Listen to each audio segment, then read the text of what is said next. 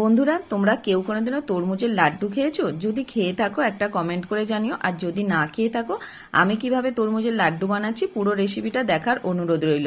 দেখো, একটা তরমুজকে আমি প্রথমে ভালো করে ধুয়ে নিয়েছি, তারপরে বাইরের খোসাটা ফেলে দিয়ে ছোট টুকরো টুকরো করে নিয়েছি, আর দানাগুলো একটা কাঁটা চামচের সাহায্যে ফেলে দিয়েছি। এরপরে একটা মিক্সার জারের মধ্যে একটু ব্লেন্ড করে নিচ্ছি।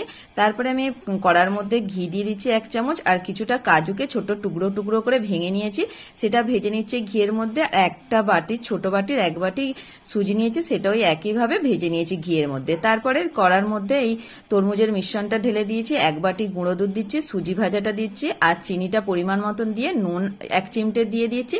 কিছুক্ষণ নেড়ে চেড়ে ঘন করে নেওয়ার পরে কাজু ভাজাটাও দিয়ে দিচ্ছি, দিয়ে আবার নেড়ে চেড়ে নিয়ে নামিয়ে নিচ্ছি। ঠান্ডা হয়ে গেলে হাতের মধ্যে ঘি লাগিয়ে নিয়ে লাড্ডুর মতন তৈরি করে নিচ্ছি। ওপর দিয়ে একটা করে মগজদানা দিয়েছি, দেখতে কতটা সুন্দর লাগছে। তোমরা অবশ্যই বাড়িতে একবার তৈরি করবে,